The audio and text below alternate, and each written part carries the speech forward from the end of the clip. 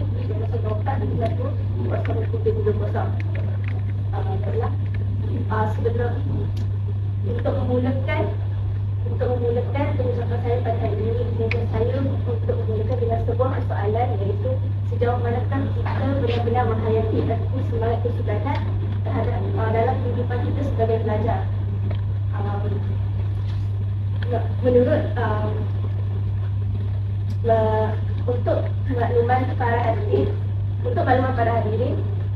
sebuah bahan yang telah saya dapat ini adalah berdasarkan sebuah jurnal, iaitu yang bertajuk Kepentingan Semangat Kesudanan Pelajar Inggeris dalam kalangan mahasiswa UNT PHM, yang ditulis oleh Muhammad Syamil Hadim Sofian dan diterbitkan pada 10 Julai 2023 melalui Laman Sawak. Bagi tujuan kajian ini adalah dilakukan untuk melihat persepsi dan pandangan pelajar terhadap kepentingan semangat kesudanan di kalangan mahasiswa dan mahasiswi. Terusnya, berdasarkan objektif kajian utama ini adalah untuk mengenal pasti tahap kesedaran pelajar terhadap kepentingan semangat kesudanan.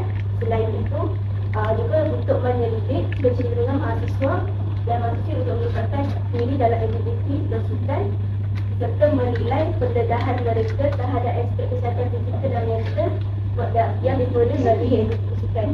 Seterusnya, untuk isu semasa seterusnya adalah berada pada isu semasa dan cabaran. Antara isu semasa dan cabaran ini adalah apabila ibu bapa mempunyai tanggapan yang salah terhadap bidang sukan, iaitu di mana ibu bapa ini masih menganggap sukan ini tidak membawa masa depan, tidak memberi masa depan yang lebih cerah lah. Dan seterusnya adalah respon dalam sukan ini juga turut memberi satu impak yang negatif, di mana respon ini akan menjejaskan integriti dan keadilan negara. Dan yang seterusnya adalah penyalahgunaan dada dalam kalangan ME, di mana akan memberi ancaman yang serius terhadap masalah kesihatan dan menjejaskan imej negara. Seterusnya adalah berdasarkan kita beralih pada dapatan kajian. Berdasarkan dapatan kajian yang diperoleh adalah ramai pelajar telah melibatkan diri dalam aktiviti sukan yang telah diambilkan, sama ada di dalam ataupun di luar universiti. Seterusnya, persepsi dan pandangan pelajar terhadap sukan ini juga telah berubah kepada ke arah yang lebih baik. Dan seterusnya, pelajar juga didedahkan dengan pesan yang baik berdasarkan sukan terhadap kesihatan fizikal dan mental melalui aktiviti sukan. Kesimpulannya, semangat kesukanan ini dapat melahirkan masyarakat yang aktif, berdisiplin dan berjati diri. Ianya perlu dipupuk sejak kecil agar pelajar dapat menyeimbangkan antara sukan dan akademik.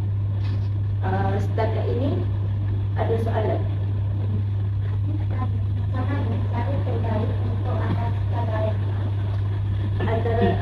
Antara cabaran yang kita dapat tu, kita perlu atasi dengan bekerjasama antara semua pihak lah. Maksudnya pihak ibu bapa, iaitu ibu bapa perlu mengubah perspektif bahawa sukan ini akan membawa masa depan yang lebih cerah.